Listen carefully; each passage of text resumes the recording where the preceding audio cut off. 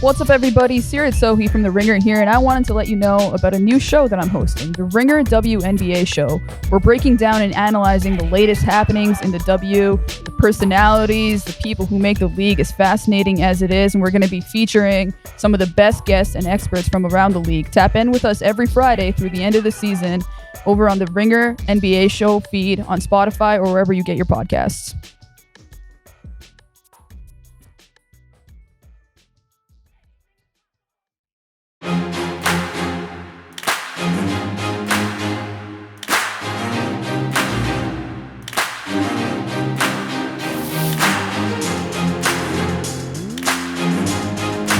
Welcome to the Ringer NFL Show. Sheil Kapadia here with Steven Ruiz and Diante Lee. The division by division off-season reviews, look-aheads, whatever you want to call them. They continue today with the NFC East. We will talk about the defending Super Bowl champion, Philadelphia Eagles. We will talk about the trendy Washington Commanders. We will talk about the downtrodden Dallas Cowboys. And I'll give you a little preview. We'll talk about the laughable New York Giants. Sorry, Giants fans, but listen, what do you want from me? We'll do all that. Diante, how are we feeling, my friend? Feeling good. You know, this is going to be an interesting preview because a lot of these schedules, you look at them, it's going to be tough for just about everybody here. Yeah. So there's really no way to kind of ascertain, in the same way we were talking about some of the other divisions, how things might play out. I'm definitely feeling good after that welcome. That was a strong midseason welcome. Good one? To the yeah, good June welcome. Okay, good. Yeah, there we go. I was caught off guard a little bit. Gave me a little juice. Doing a little late coffee today, so maybe that gave me the juice that I needed there. All right, let's get started. We're starting with the Philadelphia Eagles, and as of this recording, no longer the favorites to win the Super Bowl. Now, it's a very minor odds movement, but the Baltimore Ravens have jumped ahead of the pack as the Super Bowl favorites at plus 700.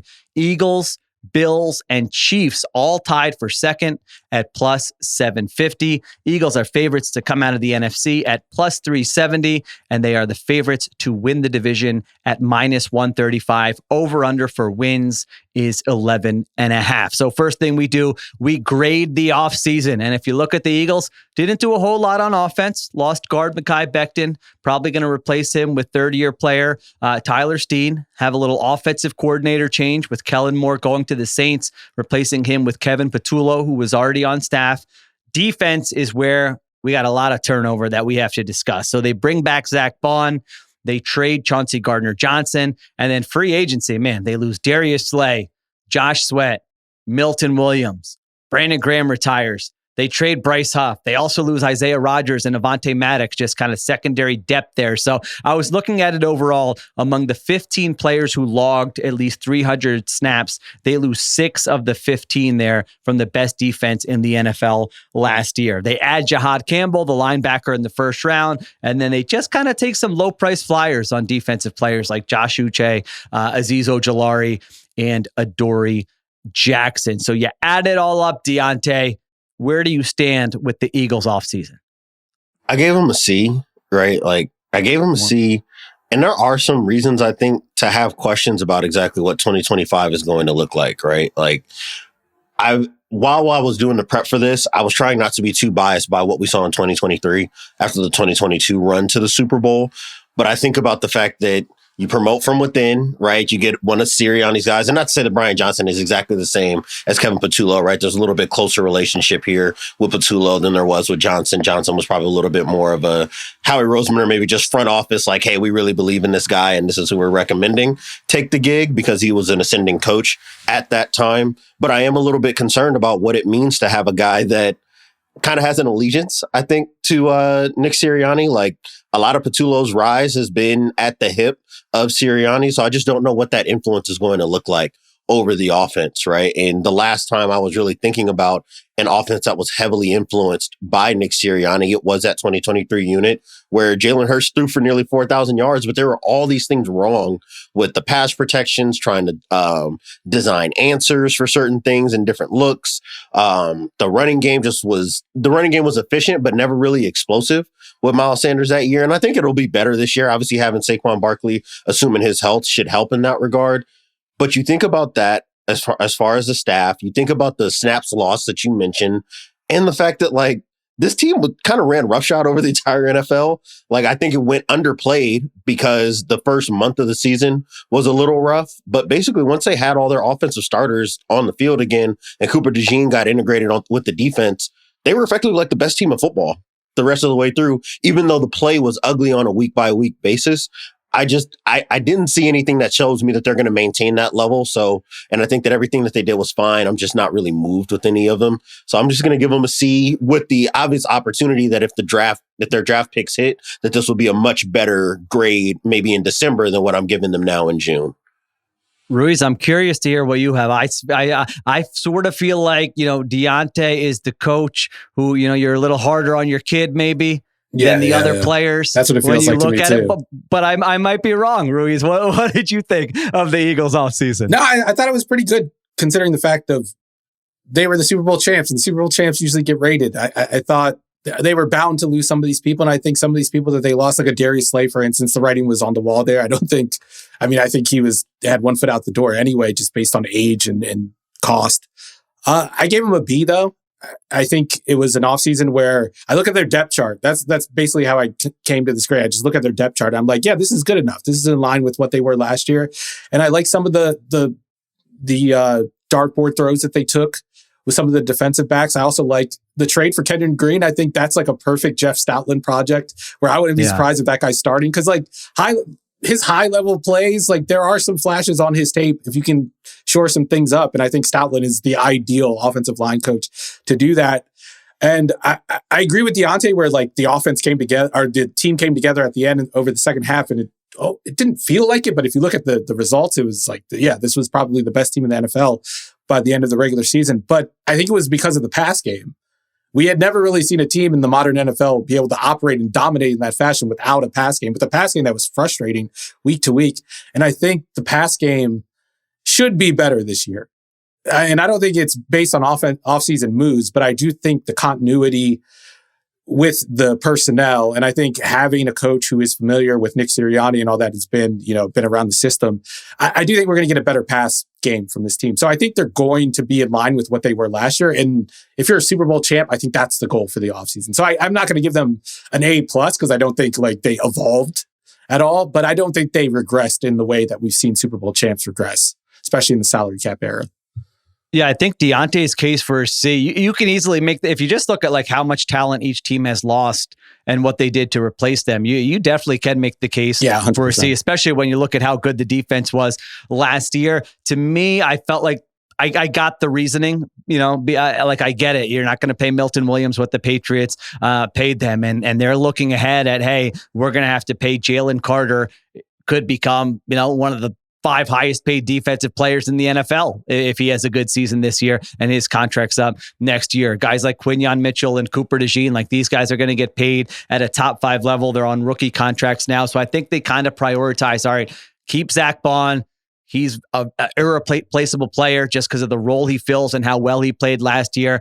Let the other guys go. And now you have to hope that like the new Zach Bond emerges at a position. Maybe it's Keely Ringo at cornerback. Maybe it's Moro Ujima, the defensive tackle. Some guys who are kind of unknowns, but they expect to step up here on the defensive side of the ball. So yeah, I gave him a B. I think getting Dallas Goedert back was a sort of an underrated win. That was one we talked about a few weeks ago, a month ago, whatever it was. And it felt like he was probably going to be out. They didn't draft a tight end, and it looked like after that, the two sides kind of revisited that conversation. And so return 10 of 11 starters on offense, and then on defense, you at least have the coach who you feel like, all right, Vic Fangio knows what he's looking for with some of these guys, and you just kind of have to hope that some of the young guys can step up there. So that takes us to kind of what you guys just mentioned, better or worse than last year, which you kind of already touched on there in the last question, but they went 18-3 last year, which I'm with you guys. I mean, this isn't just us talking. I mean, AJ Brown was literally saying after week 14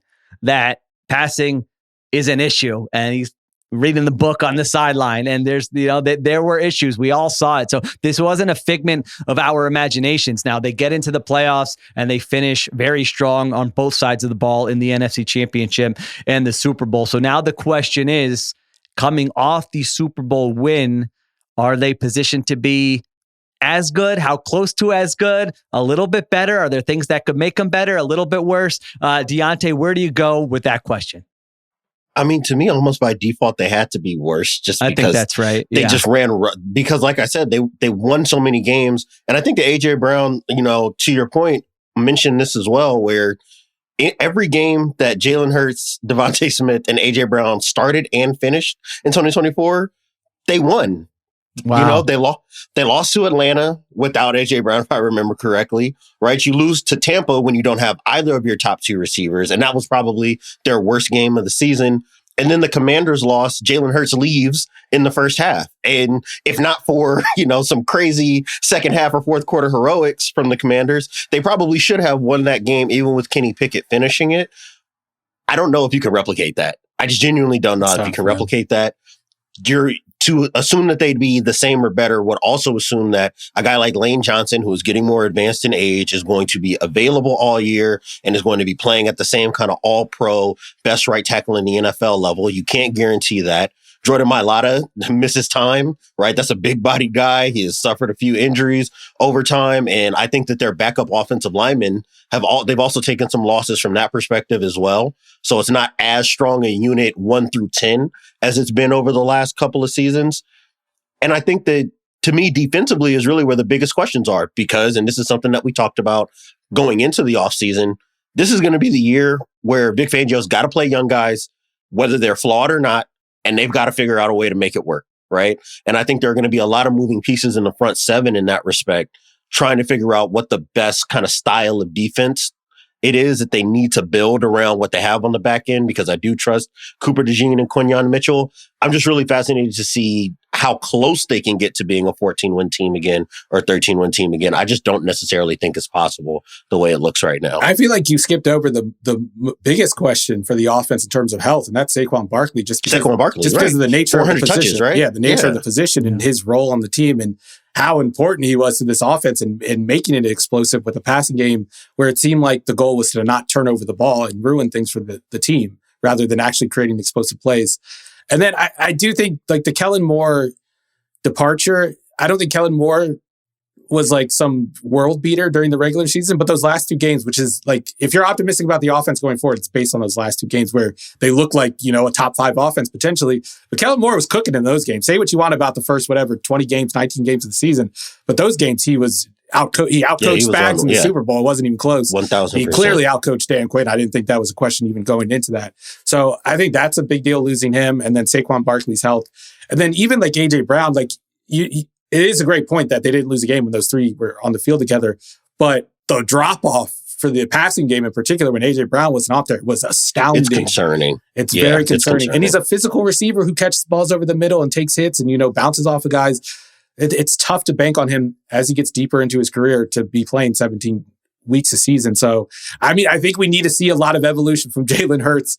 I know like Eagles fans don't want to hear me talking about Jalen Hurts, but we have to see it. I mean, they're spending so much money on this passing game. They're spending so much money on him.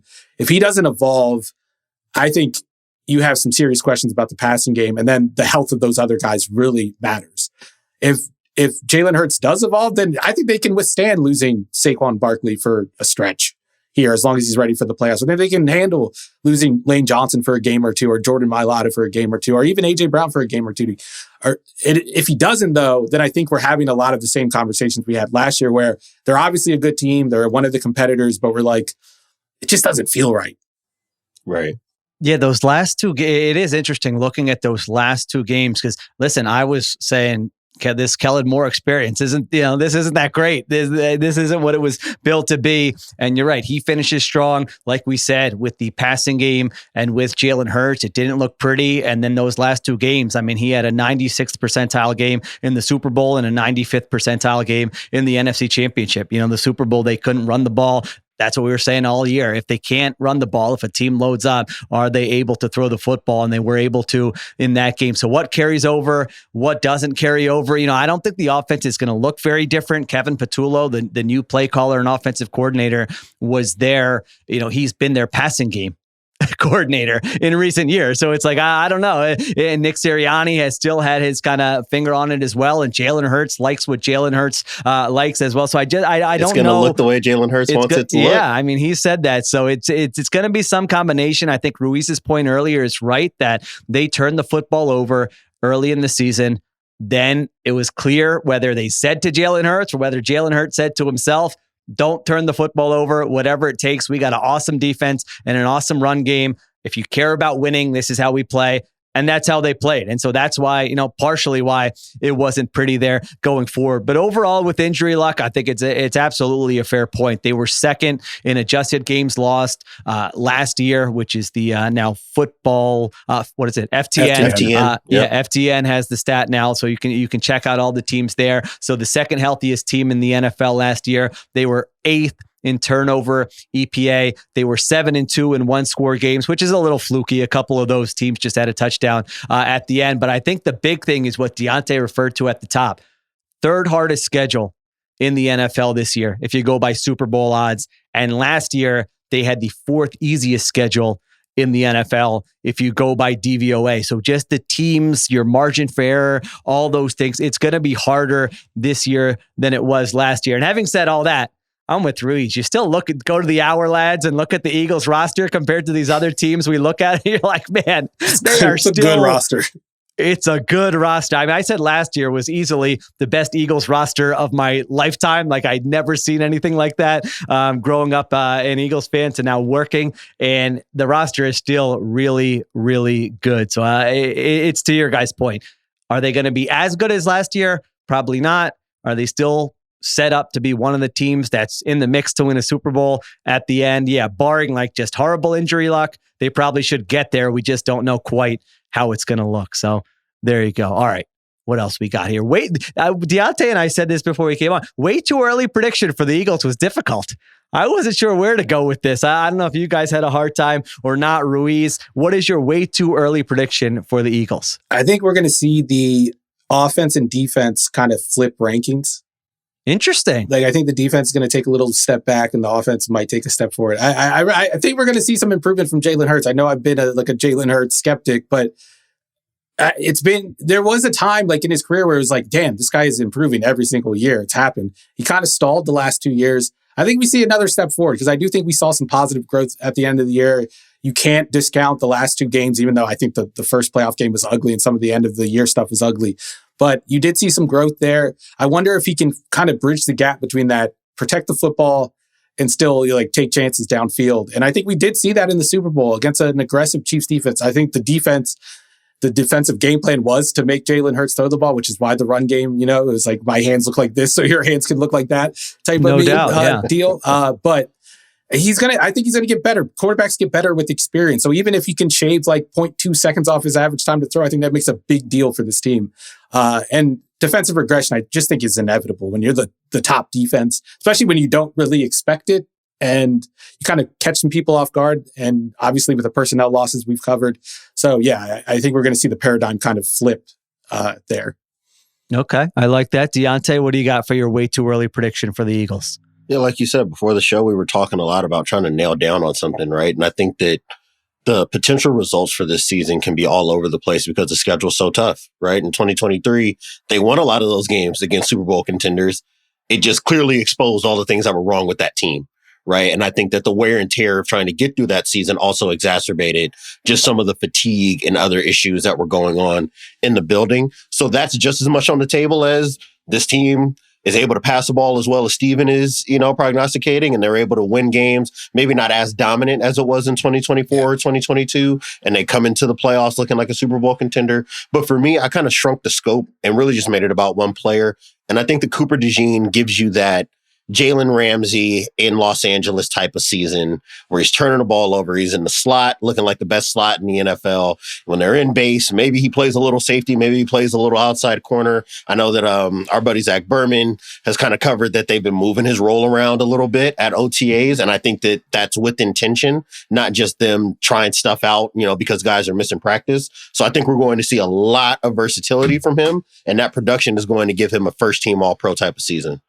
I like that. I mean, they really have 2 guys in the secondary. Like I feel like Quinyon Mitchell's season gets I don't want to say forgotten, but I'm like, man, he was incredible last year. Like there were just stretches of games where they weren't throwing at him, and you watch the film and you're like, okay, I understand why they weren't throwing at him. Yeah. I mean, he could be in the mix for an All-Pro type season as well. So those 2 guys gives you some flexibility to potentially have a great coverage unit that helps the pass rush.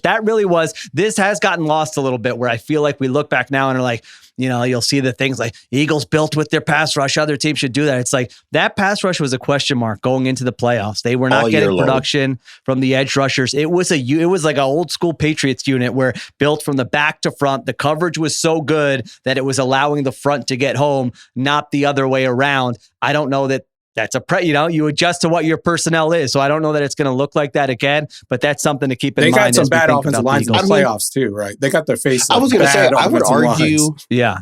I would argue outside of that last drive against the Rams in the Super Bowl, they really weren't that good of a pass rushing unit in the playoffs either, right? Like they just got hot at the most opportune time.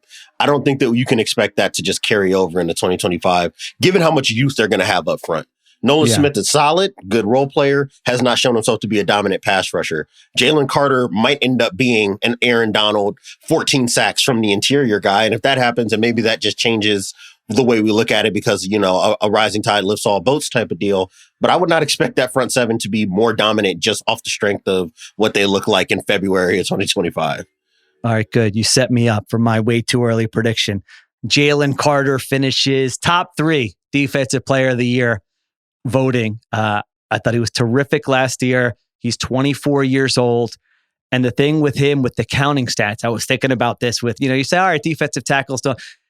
He doesn't come off the field. I mean, he played over 1,000 snaps if you include the playoffs last year, most of any defensive lineman. If you look at just the regular season, it's like top 3, top 5 in the NFL. And Vic Fangio was asked about that this week. Like, do you need to, slow him down? And Vic Fangio's like, nope. He's young. I'm not putting him back up in there for Jalen Carter. So I think he's got that opportunity. He's up for a new deal.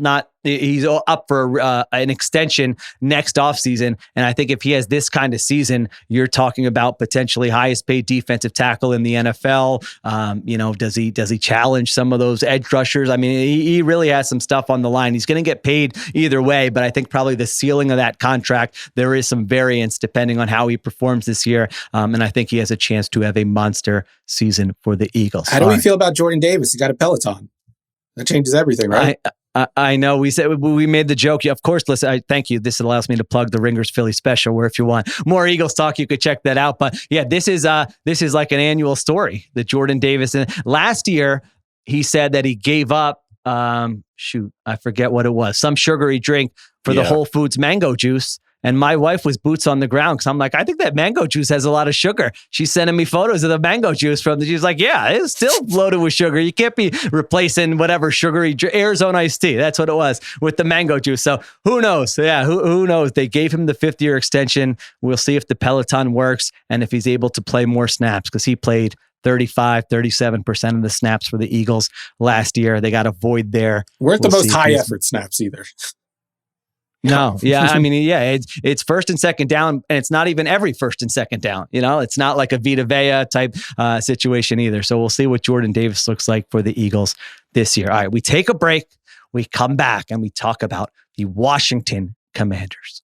All right, we're back on the Ringer NFL show. Ruiz, before we start the Commanders conversation, I have some very good family friends who are DC sports fans, and like the chests are puffed out, man. They are like, I've only made one bet this year, and it's on the Commanders to win the Super Bowl. Watch out.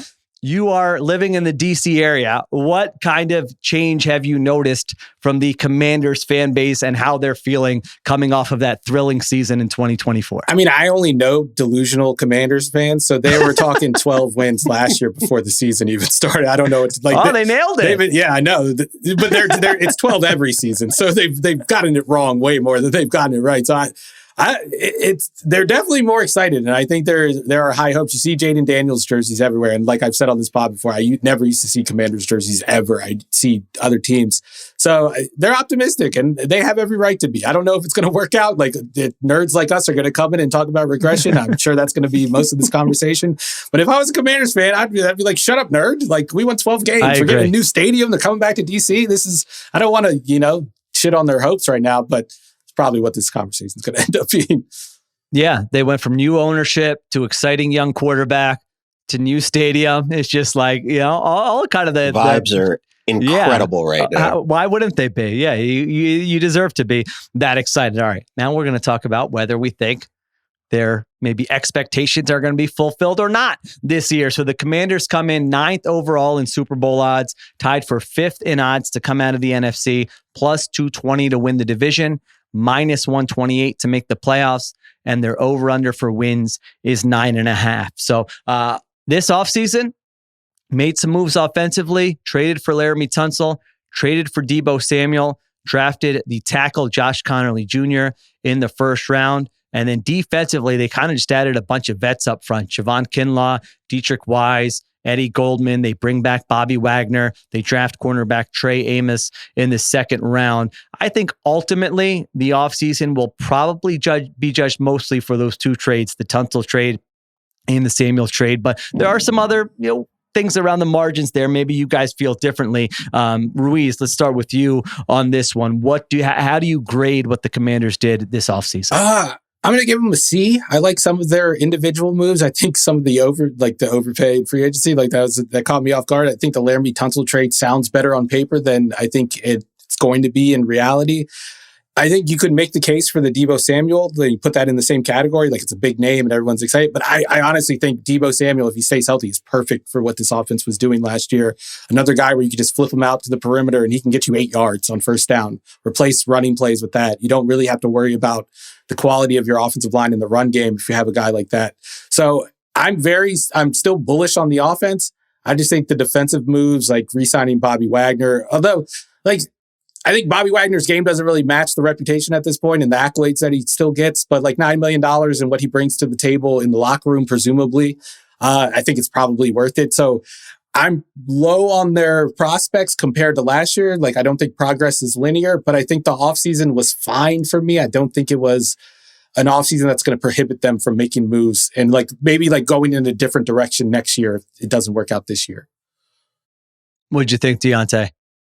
I mean, honestly, outside of the Javon Kinlaw signing, that's the big one. None of the other moves really bothered me as much, right? The draft capital thing with the Laramie Tunsil trade can certainly end up biting them. If they don't get 2 solid years out of Laramie Tunsil to kind of give them an anchor at the left tackle spot, that can certainly be something where we talk about a great rookie season for Jaden Daniels, and then they kind of waited in mediocrity throughout the rest of his rookie deal because they didn't have the draft capital necessary to continue to build up their coffers in depth year over year before it becomes expensive. But I ended up giving them a B-. I think I'm kind of happy with where their roster stands right now. I didn't hate any of the moves, like I said, outside of Kinlaw. And I think that when I look at Jaden Daniels and when I look at just the rest of this team, I think that what they did last year will probably maybe not be as sticky, but it'll probably be sustained from last year to this year on the offensive side, because a lot of it really just does come down to Jaden Daniels being very difficult to sack because of how explosive he is getting out of the pocket and how accurate he was on the run, which was a new development for him coming from LSU to the pros. And I think that, assuming that Cliff Kingsbury continues to build on what he's already got, and maybe that's the biggest leap in all this, is that they'll be able to sustain themselves offensively. So I feel maybe a little bit more bullish than the rest of my co-hosts here about the Commanders. Where are we at on Cliff right now?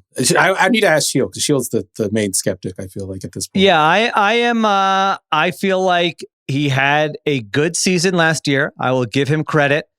I believe he gets more credit probably than he doesn't deserve too much credit. I think sometimes you, like Diante said, you luck into a quarterback, and we'll get into some of the numbers that on 3rd and 4th down and end of games is making plays. But I absolutely will give him credit that it was a better version than I had seen from him in Arizona. And I'm open to people changing.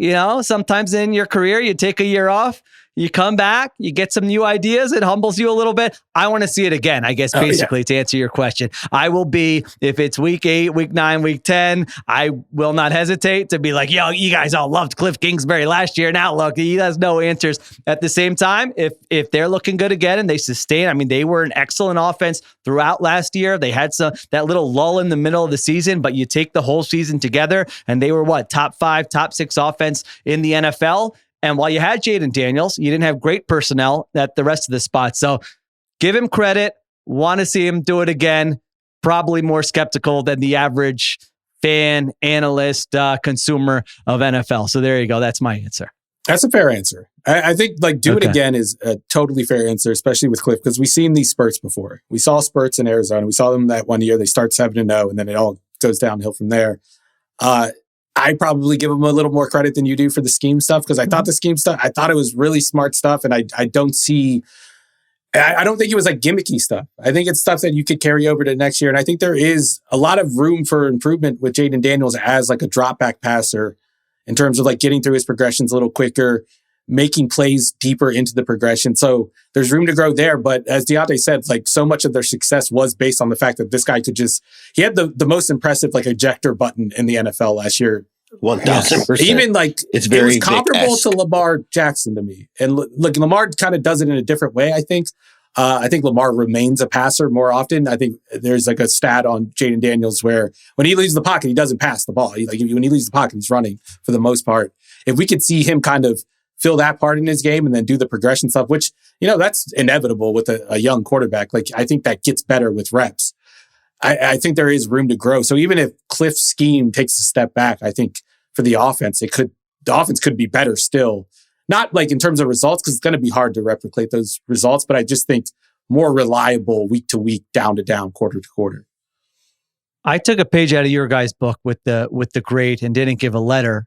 And I'm calling it boom or bust. I think this is like, you could really sell me on, hey, it's week 13 and we're saying, man, they gave up all that draft capital for Laramie Tunsil and this isn't working out.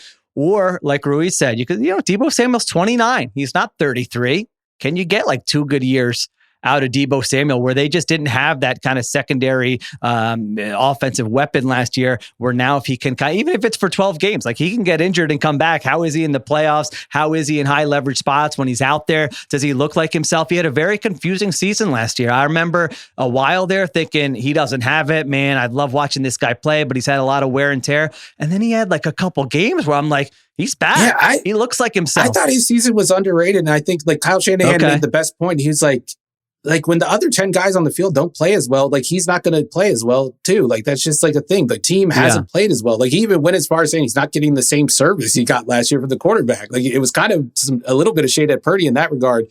But like you said, those games when you saw the old Deebo Samuel, like that was still there. The juice was still there. And if you had the juice for one play, like I think it applies to all the rest of your. The film wasn't that bad is all I'm going to say. And they gave up a 5th round pick for him. So it's like they're paying his salary. It's more of a financial commitment than a draft pick commitment. And then the Tunsil thing is more of a draft pick commitment. They gave up a 2nd, a 3rd, and a 7th, 19 penalties last year. So if you look at that, obviously that's a disaster. But at the same time, he played over 1,100 snaps. I think that, getting a very good pass protecting left tackle, that guy still exists there. How's it going to look in Washington? So I feel like there is upside with those two moves. Defensively is where I can't totally get there. You guys mentioned, I thought the Kinlaw signing, maybe I'll be proven wrong. And Adam Peters knows something I don't. I thought that was arguably the worst signing in free agency. Still don't understand it. I don't get that one. And then I'm with you, Ruiz, on the older players. It's like, I get it.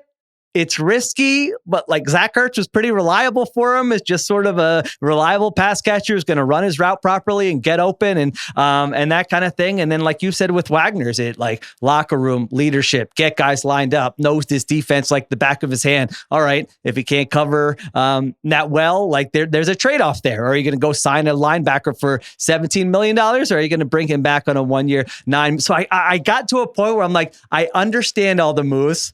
I don't know if they're going to work out. I see a scenario where it's a very flimsy take for me as a podcaster. I can't get to a point where I have a strong take on the Commanders. This is like a check back with me in August. It feels like an NBA build to me. Like maybe I'm just saying that because of like the connections to the Warriors and all that with the executives. But like it does feel like, we have our core. And we're just going to, shuffle out the role players every year. And we'll take some chances on some guys who maybe were scoring 25 points a game and their knees are shot. And maybe they'll give you something off the bench. Yeah, I think that for me, the reason why I'm so bullish maybe about this team is that I think the offensive line, assuming that Sam Cosmi can come back, will be much better than it was last year, right? And that's kind of like, you're really taking a swing at the ceiling. So boom and bust, to your point, Sheil, if you get the kind of play out of Laramie Tunsil maybe not that it was like 2-3 years ago when it still looked like he could be a Pro Bowl left tackle, but just above average play.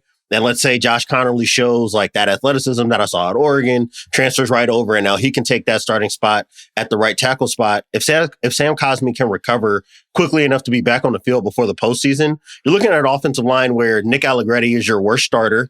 I mean, and you don't necessarily want Nick Allegretti on the field all the time, right? Because he definitely runs into some problems as a blocker from time to time. But if it's Tyler Biadasz, Laramie Tunsil, Josh Connerly Jr. looks good, and Sam Cosmi is healthy, that's an offensive line that can win you a playoff game. It has a chance. There's a little more depth here, especially too, I would say. I think they can sustain an injury. Like they couldn't. I mean, having Nate Herbig. Yeah. I mean, Nate Herbig, for all we know, could end up beating out Nick Allegretti to be the left guard. And again, now you're just kind of like at replacement level, which is probably fine if your tackle situation looks as good as it can. If the draft pick you brought in Josh Connerly and Laramie Tunsil as your trade acquisition are able to hit. And if that's the case, then all the RPO kind of hokey spread game stuff that they do that's really unique to Washington can probably work just fine in year 2, and you can stay just as spread out as you want to. And I think that, Stephen, you made the best point about Deebo Samuel. If you're looking at this optimistically, he's just going to be a high-end role player in this offense, and you're more likely to see zone, which is what Deebo does best because of the quarterback that you have under center or in the gun, right? Yeah. So you can totally see how this offense can be just as productive, even if it's not just like as kind of comet shooting to the moon the way that it was last season. So I'm really kind of fascinated about this team in that respect. I think the thing that dictates the ceiling for this team, though, is like how good is the skill group? And like the Deebo Samuel piece is obviously part of it. But like there's been a lot of Jalen Lane hype, the 4th round rookie receiver out of Virginia Tech. I don't buy OTA hype. Like I'm not trusting beat reporters to be evaluating for rookie wide receivers. I would say 1,000%. It's a good lesson to learn. Yeah. So, but if he does emerge as something, I do think if you have more skill guys around, like Sheil made the point throughout last season, they didn't have the best skill guys around him. But if you do have good skill guys, I think this offense can go even higher. Maybe they do outproduce what they did last year, which is a very high bar. The one thing that we've kind of shied away from, which I think has to be a talking point, is the health of Jaden Daniels. Is he going to stay healthy? Yeah. He obviously got banged up a couple times last year. He's a running quarterback. I thought he did a way better job of avoiding hits last year, but he does still have that he has that urge to make plays, and that's always hard. But when Mariota played, he was good. I mean, you look at the stats, statistically, he was the best quarterback on the team last year. As I said before, Ruiz, give me Mariota for a month. And then get back to me. No, I don't want to see that. No, I agree with you. Nobody wants to see it, but nobody wants to see it. He brought him back against the Cowboys. Or was it the Saints? I forget which game it was. I think it was the Cowboys. Yeah, there you go. All right. Better or worse than last year? So we kind of hinted at this. 12-5 last year.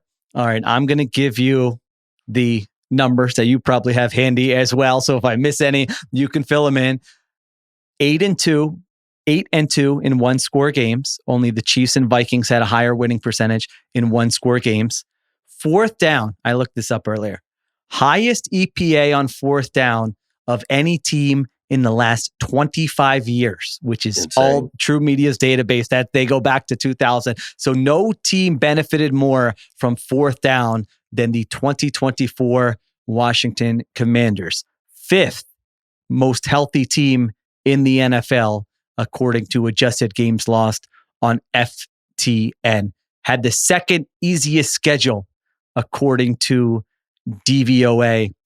Faced the highest percentage of snaps against backup quarterbacks in the NFL. That is from X account, Cleve TA. He had a great chart on there that had all the defenses, how often they faced a backup quarterback last year. So those are a lot of things that worked in their favor last year. Doesn't mean they're not going to work in their favor this year, but those are a lot of things that you add up and say, all right, can they make up for this elsewhere? That kind of thing. So Diante, what do you say? 12-5 last year, better or worse than last year? I'm going to take the same cop-out answer I gave with teams like the Chiefs, the Bengals, and the Texans and say like better and worse is a tough binary to stick to this team. I will say they're in a healthier situation, right? And maybe not in terms of like physical health, but the statistics will portend more toward just like a regular playoff team than the cardiac commanders they were last year, right? I looked up to add another stat to what you gave. In the fourth quarter, when it was a one possession game, so the game's within 8 points, this was the number one team in terms of total EPA in the passing game. And they were like 17th in dropbacks. So this is not just a volume, bunch of completions thing. This was Jaden Daniels just blacking out in a lot of games and finding explosive offense. Obviously, I think the biggest example of this was that game against the Cowboys, which went back and forth a bunch of times in the second half of the season, where you get the long kick returns and then the Washington's able to come right back down and score again. And then I think about that Eagles game and the way that they were able to finish that. With multiple drives to go score to be able to come back in that game. So, and I think that carried throughout all of like November and December as well, right? The Bucs game, they were great. They were great in both of those instances. They were good against the Falcons in that instance as well. So I don't necessarily think they're going to need those kind of fourth quarter heroics in order to be a playoff team. So I think that the stats will be a little bit healthier offensively and defensively. Like, I'm just kind of at a point with a Dan Quinn defense where I'm like, all these guys are like NPCs. Like, it's going to be the same style of defense week over week. They're going to give up a couple explosive plays anytime they get in a man, and they're going to try to avoid that as much as possible with a bunch of soft zones and trying to come up with whatever the specific front of the week needs to be to take away a team's number one run. And that'll probably just be enough to get them by. And I think that even if the schedule gets a little bit harder, I think that we'll still see a team that looks like a legitimate playoff contender. All right, I'll be the bad guy then. They're going to be worse. They're going to be worse. Like, they're destined to be worse. There's no way they're going to do what they did last year with the close game magic. How many games did they win on the last play? Forget about one possession games. The last play of the game. I think it was like 6 or something like that. It was insane. And like even that record, the 8-2 record in close games, even that's a little misleading because the Baltimore game counted as a one possession game. That was not a one possession game if you watch it. Like, Baltimore outclassed them. Right. Yeah. Baltimore dominated them. Yeah. I think I think there's a chance that the offense looks a little more reliable week to week, and you're not like relying on explosive plays. But I still think this is like a 9 to 10 win team, and I think they're going to struggle to make the playoffs if they do make the playoffs. And I think the one thing that you have to factor in is that Dallas is going to be better because Dak Prescott's going to be the quarterback, and there's going to be more competition for second place compared to last year. I think the Giants might be a little bit better. I don't know. We'll get to that in a little bit. We'll get to that, but. There's going to be more competition, and I think the schedule's harder. There's a lot of factors. They're going to have to be significantly better than they were last year to even approach 12 wins. Yeah, I think record-wise, I'm kind of with Diante. Record-wise, not as good, but I do think we could if they make the playoffs, we could enter the playoffs with a better feeling that they can make a run. And they made a run last year already. I think there's an even higher ceiling for the offense, to your guys' point. Year 2 of Jaden Daniels, potential for a better offensive line, potential for a better supporting cast with Deebo Samuel, all those things. So I think that does exist, that ceiling there. And so, that's kind of where I settled on them, is that, all right, it's going to look different. A lot of all those numbers I gave out, it's just really hard for those things to all happen in one season. So can you make up for it elsewhere? I don't think you're making up for it with a really better defense. I think the defense will be in the same range. I think you have a chance to make up for some of it on offense, but even then, that probably means 1 fewer win, 2 fewer wins, 3 fewer wins, whatever it might be. Also with Jaden Daniels, this is not to say that he's going to get worse, but I think whenever we see these like explosive historical rookie season, almost inevitably the second year there's a decline in production. And I think the quarterback can get better, but the environment changes or things change. So I think like betting that he's going to be better and there's going to be, a linear progression in terms of production, I think is a little naive and like goes against what we've seen in the NFL. This is a league that will knock you on your ass quick when you think about CJ Stroud last year, who I thought like showed some growth in a lot of areas, but it wasn't comparable to what he produced the season before. All right. Even though I acknowledge what Ruiz is saying, I had to come up with a way too early prediction. And I love Jaden Daniels. MVP? So what do you want from MVP? me? Top five in MVP. Go top 3. I went soft. I went, listen, this is a June prediction, Ruiz. When we get to August, that's when that's when you got to come with the real fire. But yeah, just to put that rookie season in perspective, last 10 years, 31 rookie QBs who played. Jaden Daniels second in success rate, second in EPA per pass play. Both those stats second behind only Dak Prescott's rookie campaign. So loved watching him play last year, although I totally agree with what Ruiz said. I've learned this lesson with a lot of guys, Dak included. Even like, yeah, Dak. I mean, I'll go back to Justin Herbert. I felt like, after that first season, I think I predicted MVP the next year, and then that didn't happen. You mentioned CJ Stroud for sure. So we see this over and over again, that the rookie seasons can lie to us a little bit. And there are other guys who have horrible numbers their rookie years, and then the next year, they're much better, or 2 years down the line, they're much better. So maybe I think it establishes some kind of floor with the quarterback that, no, they've got this in them, but it doesn't mean that the next year they're just going to build on that, because it gets harder. The defensive coordinators get smarter. They now have a year's worth of film on you, and all those things actually matter. They're not just sort of coach speak or analyst speak type things. We have so many examples in history that those things happen. Again, that doesn't mean Jaden Daniels is getting worse. Like, I think Jaden Daniels will probably improve, but that doesn't mean the production will improve. All right, Ruiz, what do you got? Your way too early prediction. I'm going to say by December, we're having, should the Commanders move on from Dan Quinn and hire Cliff as the head coach conversations. Oh, hire Cliff as the head coach? Yes. All right, so what's the scenario where this happens? I mean, the same scenario as last year. The offense, but the team stinks? Which is maybe this isn't even that bold of a take. I think this is the most realistic outcome for this team. We get a bottom 5 defense and a top 5 offense. I feel like you have to have that conversation. Because Cliff... because you would also assume that he might get hired away. Cliff is definitely going to get hired away if they have another top 5 offense. He has the quarterback whisper kind of narrative, even though I think he's more lucky than he's in the right place at the right time. But it's hard, though, with Dan Quinn, because he is a defensive coach, and obviously he has the defensive coordinator background, and that's what he's known for. But that's not why you're hiring Dan Quinn necessarily. I think he's more of a culture, locker room guy. So it is a complicated conversation that goes far beyond the defensive results and could have impact on the team beyond what the defense looks like. But I do think we'll at least have that conversation in December. Okay. Diante, what do you got? See, I had one take because I thought that Sheil was going to give the strongest version of the take that he gave. So I set that one to the side. And at first I was just going to say the Commanders are the NFC East winner, but I'm going to go where Sheil wasn't willing to go. We're about to get a 2019 Lamar Jackson season from Jaden Daniels. Let's go. Year. That's going to be the 2025-26 NFL MVP. I think that you're going to see him used just as often, if not more, in the run game, because they're going to need it. You look at that running back depth chart, and it is not the most inspiring in the world. I do think that they brought in Laramie Tunsil to allow him more scrambling opportunities, cleaner pockets if the ball's not out there, not out of his hands immediately. I think they're really going to push him to go create a little bit more. And that does not necessarily mean that him winning MVP means that this is the number one offense in the NFL, right? Even as Lamar was kind of blowing all of our minds on a week-by-week basis in 2019, you could still point and be like, that's a Greg Roman problem. That's a Greg Roman problem. That's a wide receiver depth chart problem throughout. I think that the same thing will exist there. I think that this team is going to win this division and be one of the top teams in the NFC, and he's going to end up winning the MVP as a result of it. I'm so proud of you. I'm so disappointed in myself. I say I'm team content. Then I come in with a soft prediction, and you, as you should, are just dunking on me, being like, all right, you're going to say your team content, and then say top 3. I'm coming in with this. That's a nice job. Man, it's June. This show is going to be buried so far in the RSS feed for everybody else by the time this conversation actually matters. You see him trying to slip in that he said 3rd. You didn't say top 3. You said top 5. Oh, did I say? Yeah, it was even weaker. Let me see what I wrote down. Did I?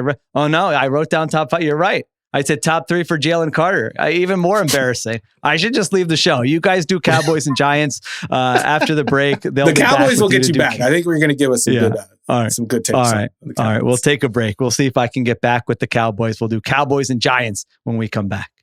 All right. We are back on the Ringer NFL show. Dallas Cowboys plus 480 to win the division, plus 164 to make the playoffs. Over under for wins, 7.5. You look at their offseason, Mike McCarthy. I forgot about this, guys. We never followed this up. Remember when Mike McCarthy, they had to sign him because he just had so many options out there. So many teams wanted to. What happened to that? Did we get a follow up to that reporting, or that I'm not as online as I once was? No, Can anyone help me out? I think that came from the same guy that told us that he learned analytics over that offseason at PFF. I think so too. But yeah, just wanted to check on that because I remember we made fun of it, rightfully so at the time, and there you go, without being too mean to Mike McCarthy. All right, Mike McCarthy walks. Brian Schottenheimer replaces him. So big change on the coaching staff. Schottenheimer hires Matt Eberflus as his defensive coordinator. Mike Zimmer is out. Personnel-wise, offensively, they trade a third-round pick for George Pickens. They draft guard Tyler Booker. And they're going running back by committee with Javonte Williams, Miles Sanders, and rookie Jadon Blue. Defensively, they bring back Osa Odigizua to what could be described as a bit of a team-friendly contract there before free agency. They also add a bunch of sort of, I don't even know. I'm curious to hear how you guys put this group, like Dante Fowler, Kenneth Murray Jr., Khair Elam, a bunch of guys who got a lot of pub and a lot of draft publications back in the day. What they are now, we can discuss that. In the draft, they draft edge Donovan Ezaraku, cornerback Siobhan Ravel on day 2. So that's kind of what it looks like from a defensive perspective. Ruiz, you add up all the moves, both from the coaching staff to the personnel moves. How do you grade the Cowboys offseason? This was the toughest one for me because I'm looking at it. Was hard. I'm looking at the depth chart and I kind of like it. Like, I don't hate it. And then I look at the moves as a whole, I don't hate it. And I feel like individually we were looking at the Cowboys every step of the way of the offseason. We're kind of shitting on them, like, has Jerry lost it? But this is a good depth chart to me. And I think the number one problem that they had last year on offense, besides the quarterback position, obviously, I think they solved with the George Pickens thing, but the George Pickens thing is hard because we know it goes beyond the football field and how that's going to work out. So just looking at it from a football perspective, I think the offense is going to be back to where it was a couple of years ago with Dak looking like an MVP candidate. I just think having that second guy that makes the defense just back up, like they were so easy to just press. And I think that affected the run game. I think it obviously affected what you could do in the passing game. I think that just relieves so much tension for this offense. And then I think if the offense is better, the defense, like we saw the defense kind of improve over the second half of the year. The personnel is still there. If everyone's healthy, they're obviously going to get some guys back like Diggs, Overshown. Like, I'm kind of talking myself into it. I'll save the bold prediction for later, but you can kind of see where this is going. And I regret it. Okay. I know it's only June, but I'm optimistic. So I'm going to give them a B+. The problem is the Brian Schottenheimer head coaching hire. Like, how am I supposed to get excited about that? I don't. And all right, I'll go. Looking back at these head coaching hires that they've had, that Jerry's had. Like, even going back to the 90s, Chan Gailey, Wade Phillips, Bill Parcells is a good one, but Jason Garrett, Mike McCarthy. I don't get these head coaching hires, and this is another one. But maybe Brian Schottenheimer is a better head coach than he is an offensive coordinator. So because of what he just laid out, Diante, I gave him a C+, but I didn't really land in that different of a place. I look at the personnel moves and I'm like, that's a pretty solid offseason. Getting Odigizua back at that number. I like their draft. And the Pickens move, I've said it before, he could be off the team by Thanksgiving. Like, that's in play. But guess what?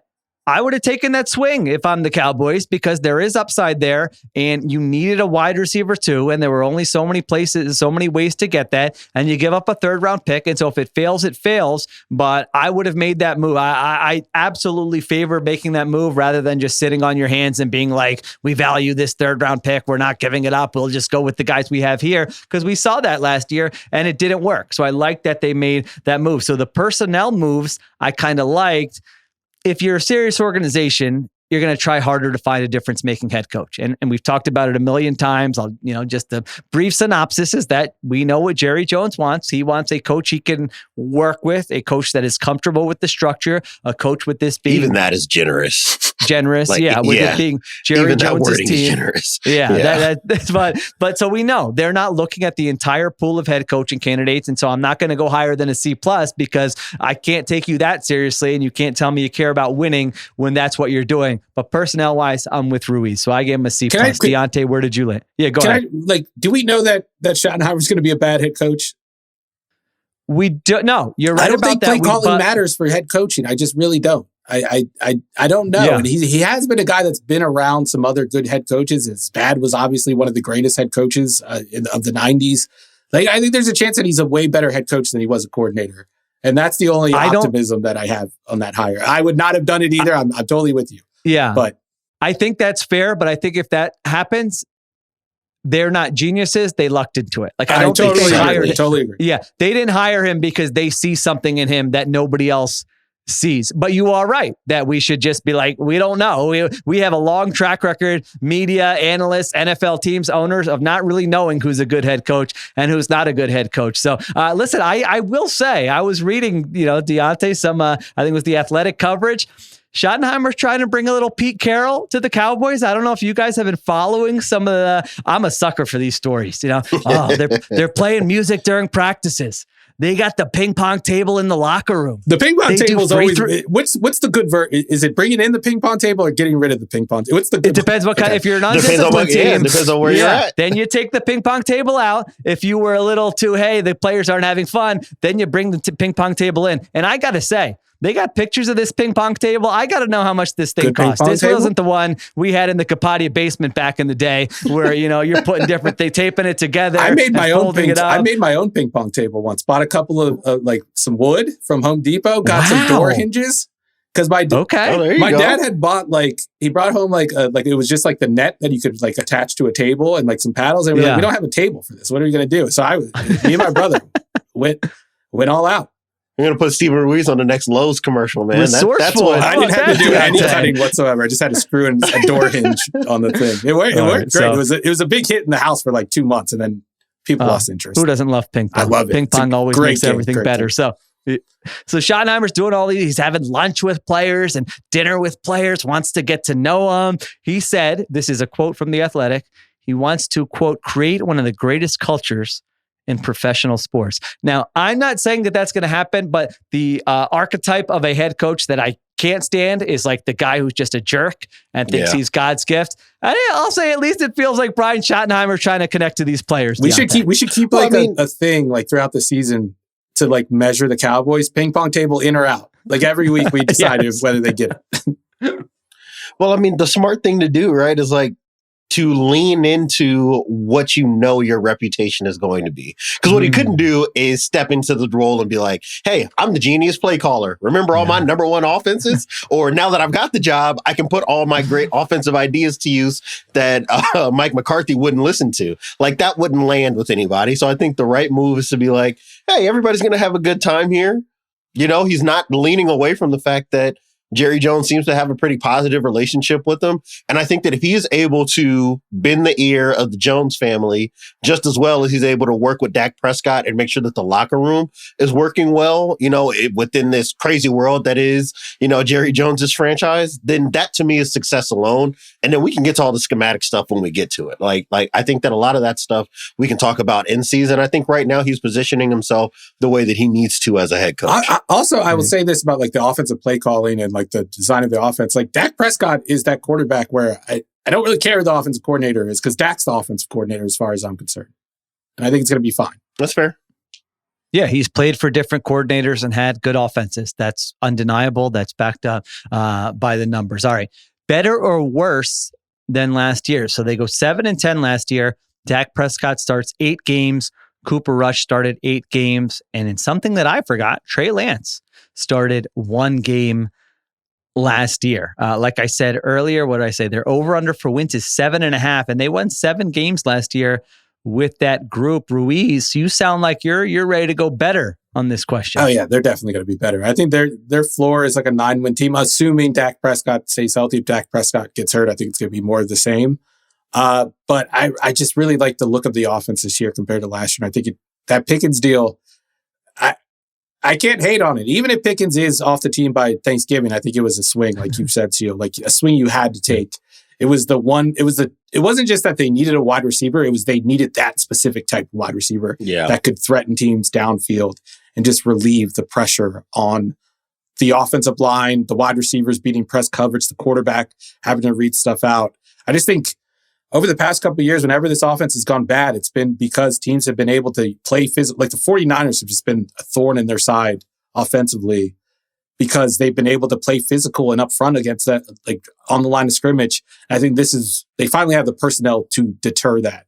And then I think Dak is going to have a bounce back year because of that. So last year, the Cowboys, in those 8 starts with Dak Prescott, he ranked 30. The passing game was broken, is the point. I mean, he ranked 31st out of 36 quarterbacks in success rate. Was that just because, was the main thing the supporting cast beyond CeeDee Lamb? He's got nothing. Was it Mike McCarthy's just a disaster right now? Because I'm with you guys. I'll give you some very positive Dak Prescott numbers here in a minute, but I did have to remind myself that it wasn't just that he got injured. The conversations we were having about Dak Prescott and that Cowboys offense, it was not good last year. Really, for the first time in his career, he was healthy and the offense kind of stunk. He's such like a high wire act quarterback that I think like if the offense is that tremendously flawed, like it's going to just show up and it's going to tank his production. I just think that's what he was forced into, like so many tight window throws last year, where like those things can go either way sometimes. And I think they broke bad for him last year. And I think it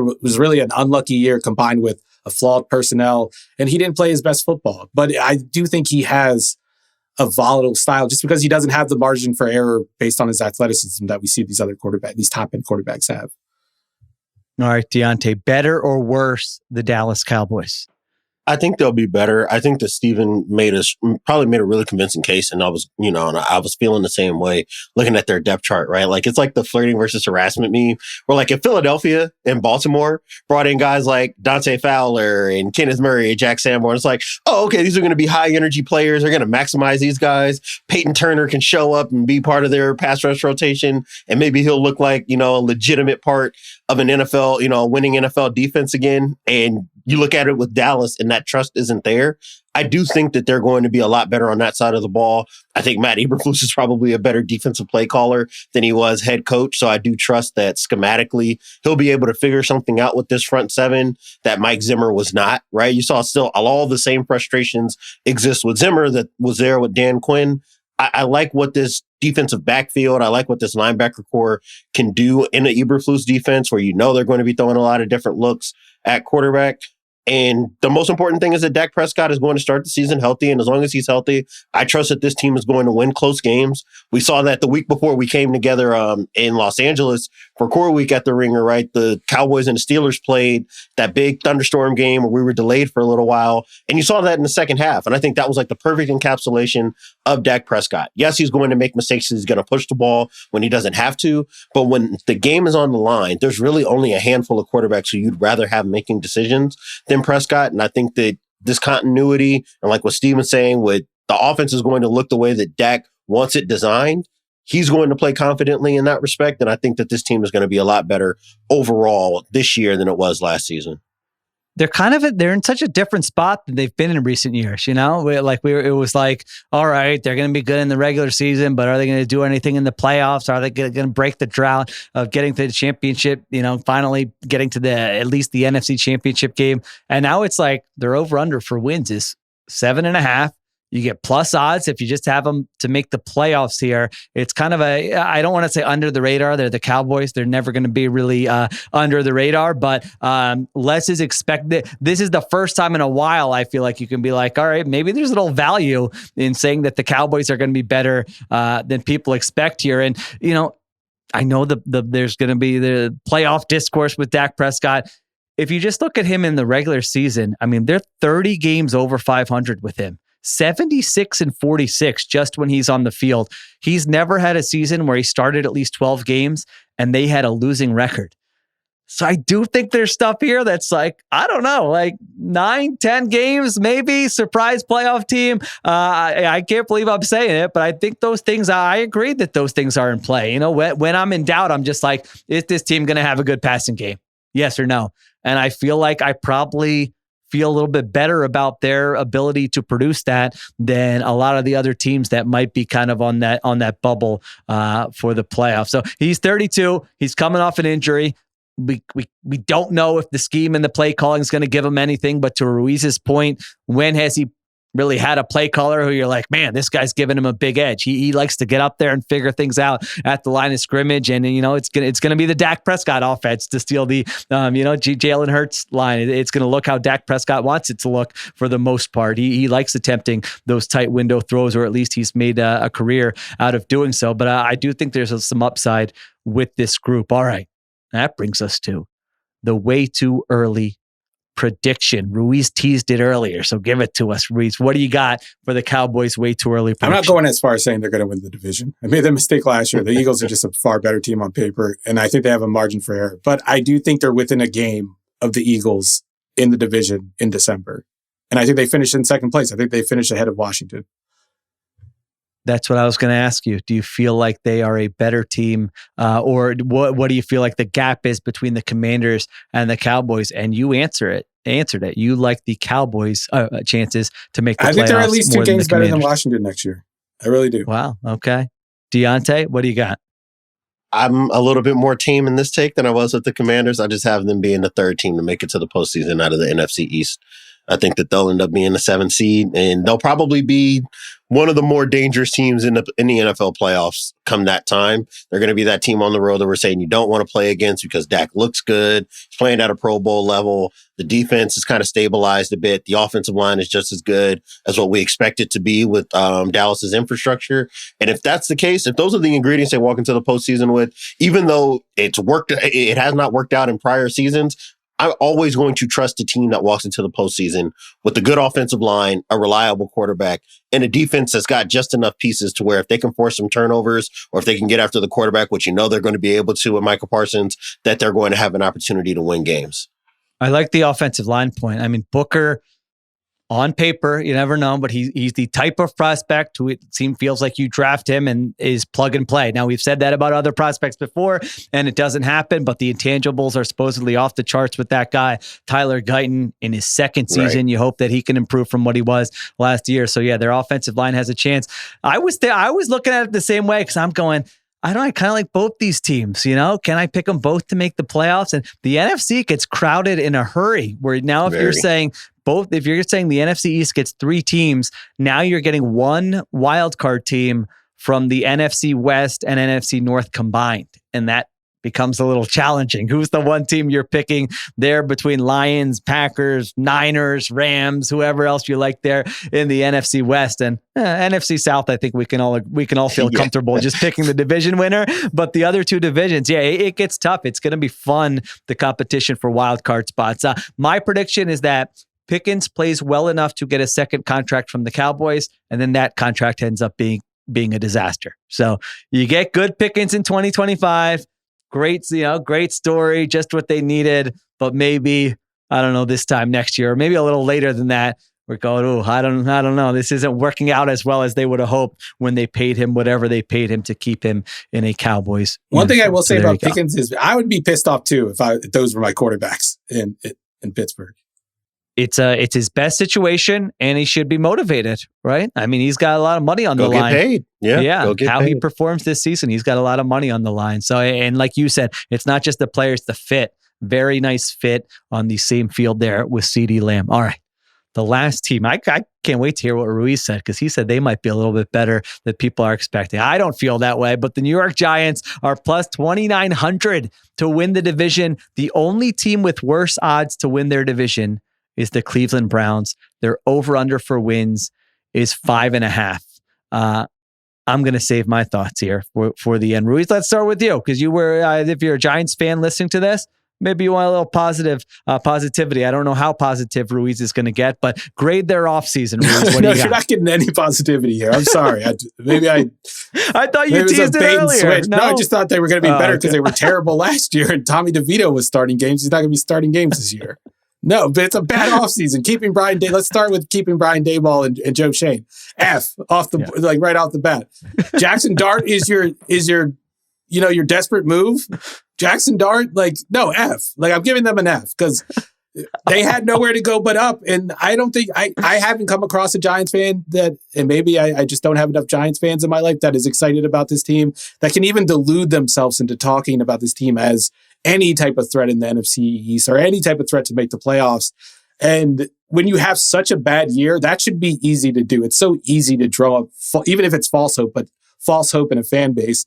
And I just don't think they've been able to do that. It's a wasted year to me. And I thought, like Jackson Dart, I don't know.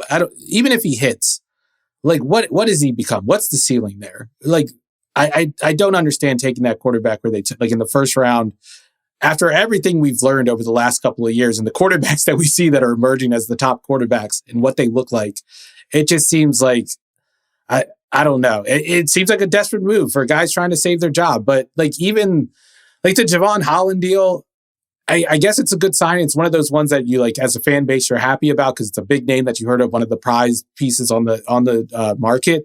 But when I just wasn't moved by him. I don't think he's a needle moving safety. I think he's one of those guys where it's like, oh, we have him in the secondary. That's not a weak link at all. It's, we're solid. I don't think that's a franchise changing player at all or a defensive changing player. So I think the defense is going to be a little bit better. Just like, I just think so. And then I think the offense will be what it was last year with better quarterback play, which isn't much of an improvement. So I think they might win one more game, but it's going to be the same old thing. And it might be more depressing given the fact that it's another year of this regime. So sorry, if you were looking for positivity, you're not getting That's good. That was a good pot. You teased them. And then, like you said, you pulled the old bait and switch. Diante, are you giving them an F? Are you being a little nicer? How you feeling with the Giants? Look, we will boil this down. Everything we just heard from Steven, I will boil this down into one question. For a team that kept everybody in place and gave away a future first round pick, did they add anybody who adds immediate wins to this roster? Like, I think you can make the argument for one player. Maybe Abdul Carter. Yeah. There's an argument for one player that they brought in with a team that made a bunch of signings and draft picks. There's one guy they brought in that I think adds immediate value towards winning football games in 2025. And that's Abdul Carter. Everything else leaves you in the exact same position you were in 2024, if not worse off. Because now, not only did you make these moves that take you nowhere, you're going to be looking at an offseason in the future where you may still need to address quarterback. You still have a bunch of other roster holes that you need to get to. They still have not figured out what they're going to do at right tackle. I still am not a big fan of Illuminor being your right tackle of the future. I don't think that Marcus Mba, while I like him as an athlete, right, he's an interesting prospect to go out to watch and evaluate. I don't know if the future of your tackle position is going to be anchored to him opposite of Andrew Thomas. I don't like Jackson Dart. Didn't like him coming out. I don't know if he fits very well with Brian Daboll. I don't think he made Malik Neighbors' job or life any easier. And on defense, I'm looking at Dexter Lawrence and Abdul Carter, which, to be fair, like in terms of like elite run stopper versus what could be an elite pass rusher, I like that combination.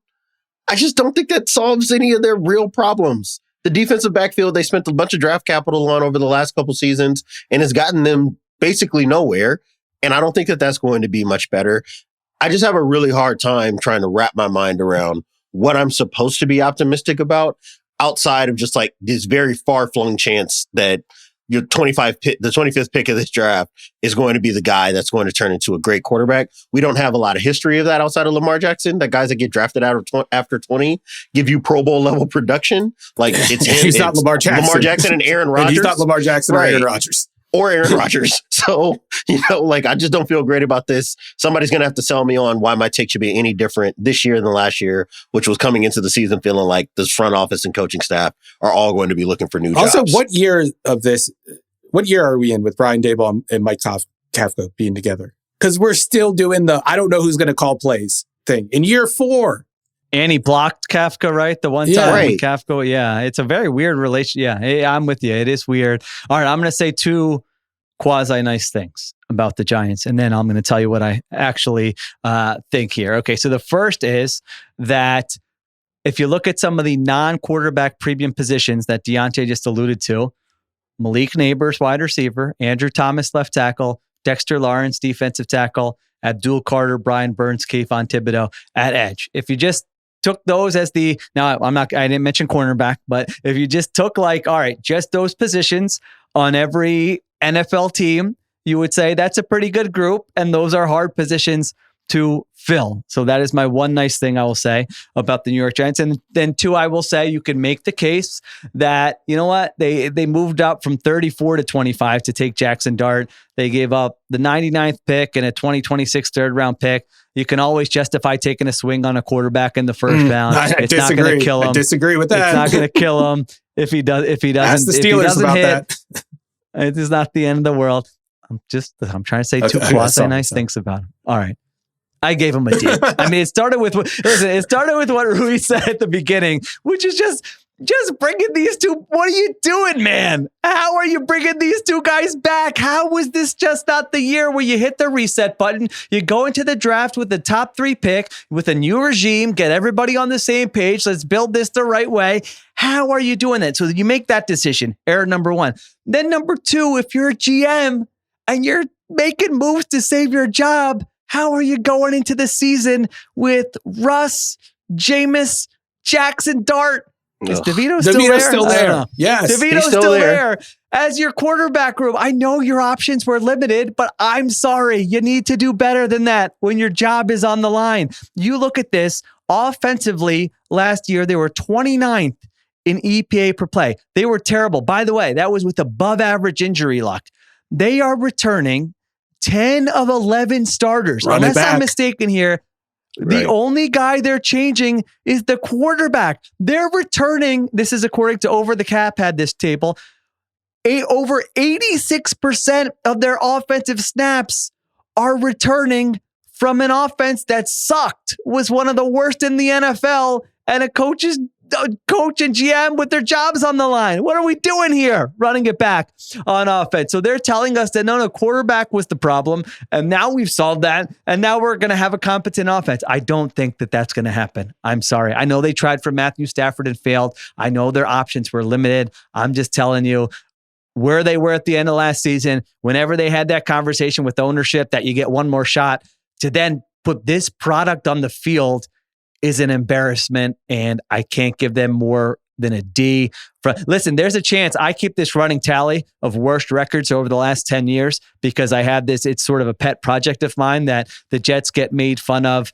The difference between how much the Jets get made fun of and the Giants get made fun of, there shouldn't be a big gap there. And I feel like the Jets take more of it. And I think the Jets are like one game ahead of them in terms of horrible record over the last 10 years. I think there's a chance the Giants overtake them here. I think you're right there. This year. And like just like your point about the premium positions, at least on the offensive side, both of those positions are quarterback dependent. Like, yeah, you have a franchise left tackle, but what is he going to do? Block for Russell Wilson so he holds onto the ball for 4 seconds and takes a sack instead of 3.5 seconds? Like Malik Neighbors needs some service from a quarterback. He's not getting it from these guys. They'll just give him 700 targets. Let's play this game. Who starts the most game at quarterback for them? I'm going Jameis. Okay. I'm going Jameis. He's the best quarterback on the depth chart as far as I'm concerned. I think it's Russ. Oh, all right. I'll take Jackson Dart.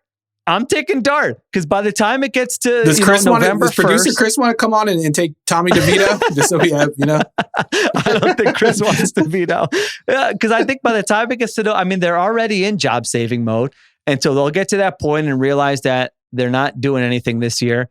And so our last ditch effort is, can we get this guy to show any type of, New York, they get excited over there. They were excited about think of how excited everyone was over Tommy Cutlets. If Jackson Dart has like a 200-yard passing game, he'll be treated like he's going to win 7 Super Bowls or something. So the bar to clear there is pretty low. And I think they'll realize that and try to switch up the narrative midway. He doesn't even need that. If he has like a Drew Lock, he's rapping a Young Jeezy on the sideline, they'll build a statue for him. That's how low the bar is. They'll go crazy. Right. There you go. All right.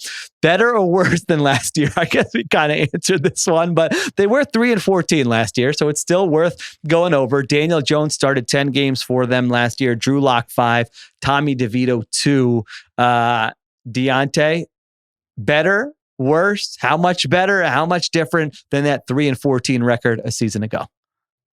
I'm just setting record to the side. I think it's going to be worse. I just think it's going to be worse. It's aging quarterbacks. We don't have to rehash the entire list of reasons why this is going to probably go poorly for this team. But aging quarterbacks and offensive line has been a problem for the last 3 seasons. It's one of the reasons why Daniel Jones was so banged up after having what looked like a mini breakout a couple seasons ago. Like I said, the wide receiver room just does not inspire a lot of confidence outside of Malik Neighbors. And I cannot get the thought out of my head of that Thursday night game against the Cowboys, where it just looked like he was just peeling himself off the turf after every target because the only option that was available was him in the drop back game. And he was just taking targets left and right and a bunch of punishment. I don't know if it's going to be much better in that respect this season.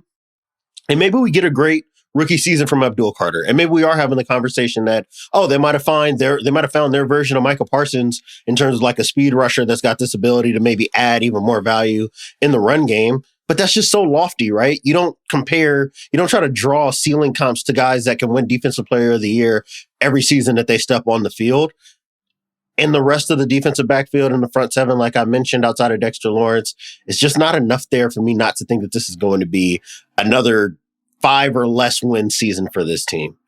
I'm going to say better because I'm still somewhat bullish on the defense. I'll use the word bullish in comparison to my thoughts on the offense. Like I like Shane Bowen as a DC. I like the Abdul Carter pick. I think is going to help them out. I don't mind the acquisitions on defense, even though they're like shot. The Holland signing I don't think is as big as people might make it out to be. I think they'll be a top 20 defense, but they might be better, but it's going to be more depressing. So that's my answer. More depressing. It's just funny that the nicest thing anyone has said about them during this segment is, I think they'll be a top 20 defense. I mean, we're not even saying that might be the lowest bar that we've set on this entire series. I will say better, but like maybe one game. I mean, here's the case for better would be that the defensive line ends up being pretty good. To Ruiz's point, you field a competent defense. They were 1-7 in one-score games last year, so maybe there was a little bad. But they were 1-7 in 20 every game last year, so it doesn't make a difference.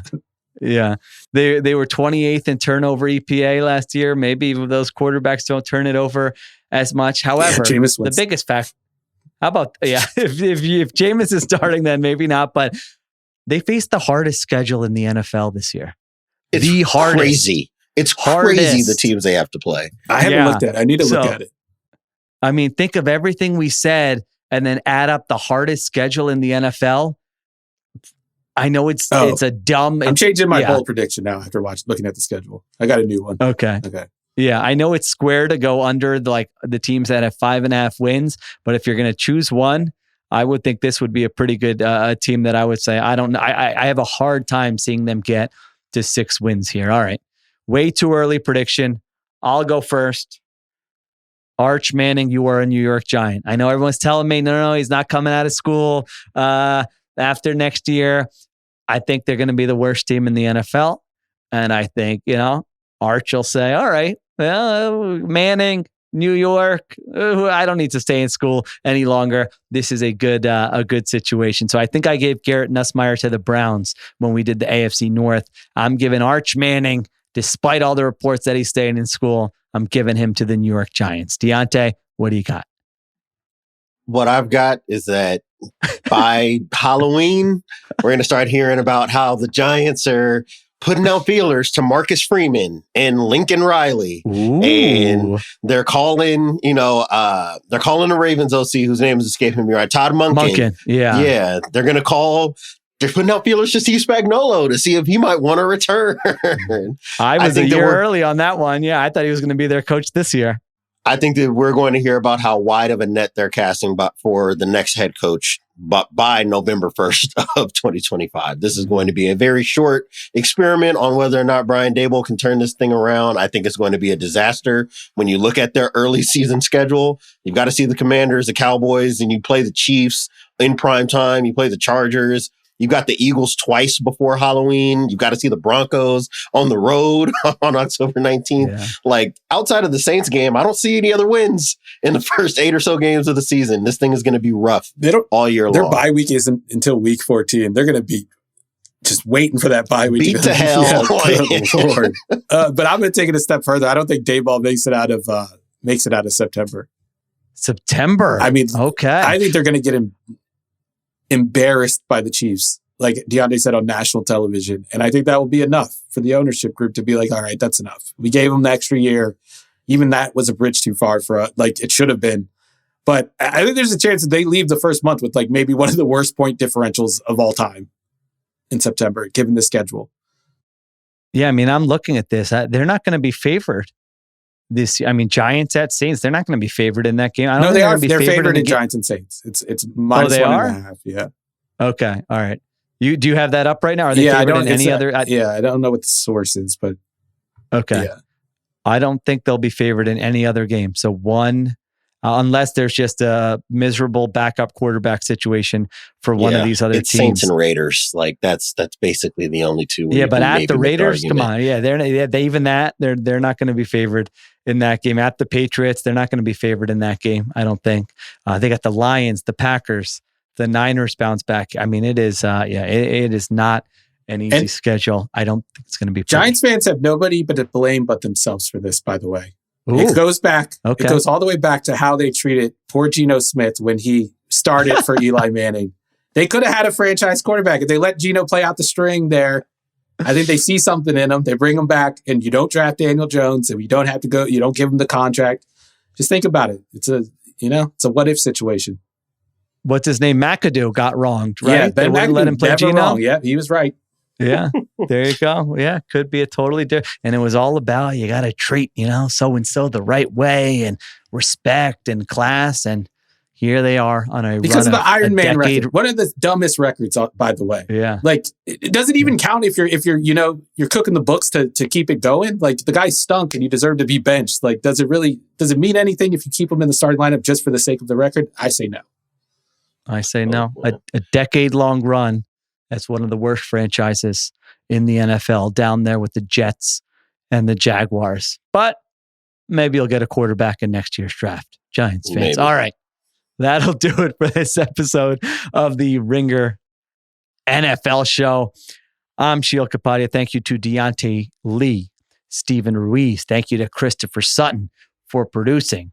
Thank you to Kiera Givens on social. I've been forgetting to thank Conor Nevins and Arjuna Ramgopowell for additional production, supervision. Bad job by me. Appreciate everyone listening. We will be back next time on the Ringer NFL show.